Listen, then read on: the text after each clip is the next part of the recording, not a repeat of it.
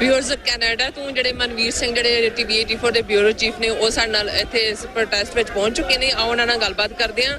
ਵਾਹਿਗੁਰੂ ਜੀ ਕਾ ਖਾਲਸਾ ਵਾਹਿਗੁਰੂ ਜੀ ਕੀ ਫਤਿਹ। ਵਾਹਿਗੁਰੂ ਜੀ ਕਾ ਖਾਲਸਾ ਵਾਹਿਗੁਰੂ ਜੀ ਕੀ ਫਤਿਹ ਜੀ। ਜੀ ਮਨਵੀਰ ਸਿੰਘ ਜੀ ਕੀ ਕਹਿਣਾ ਚਾਹੋਗੇ? ਯੂਐਨ ਦਾ ਜਿਹੜਾ ਅਸੈਂਬਲੀ ਸੈਸ਼ਨ ਜਿਹੜਾ ਸ਼ੁਰੂ ਹੋਇਆ ਹੈ ਇਸ ਬਾਰੇ ਤੁਹਾਡੇ ਕੀ ਵਿਚਾਰ ਨੇ?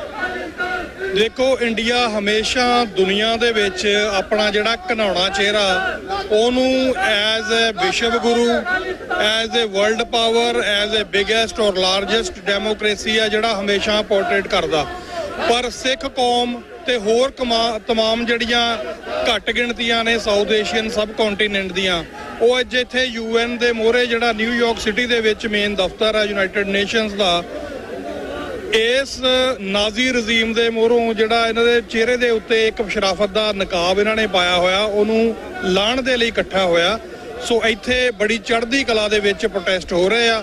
ਅਸੀਂ ਵੀ ਕੈਨੇਡਾ ਤੋਂ ਜਿਹੜਾ ਆਪਣਾ ਸਿੰਘਾਂ ਦੇ ਨਾਲ ਪਹੁੰਚੇ ਆ ਔਰ ਹੋਰ ਇੱਥੇ ਟਰਾਈ ਸਟੇਟ ਨਿਊਯਾਰਕ ਦੀ ਸਾਰੀ ਸੰਗਤ ਹੈ ਜਿਹੜੀ ਸਾਡੇ ਨਾਲ ਹੋਰ ਵੀ ਜਿਹੜੇ ਮੂਲਾਂ ਦੇ ਜਿਹੜੇ ਵੀ ਲੋਕ ਹਿੰਦੁਸਤਾਨ ਦੇ ਉਸ ਦੰਭੀ ਨਕਸ਼ੇ ਦੀ ਕੈਦ ਦੇ ਵਿੱਚ ਆਪਣਾ ਜੀਵਨ ਨਿਰਵਾਹ ਕਰ ਰਹੇ ਨੇ ਤੇ ਆਜ਼ਾਦੀ ਲਈ ਯਤਨਸ਼ੀਲ ਨੇ, ਉਹਨਾਂ ਦੇ ਨਾਲ ਰਲ ਕੇ ਅਸੀਂ ਸਾਂਝਾ ਪ੍ਰੋਟੈਸਟ ਅੱਜ ਕਰ ਰਹੇ ਹਾਂ ਜੀ। Thank you so much. Waheguru Khalsa Khalsa Waheguru ji Ki Fateh.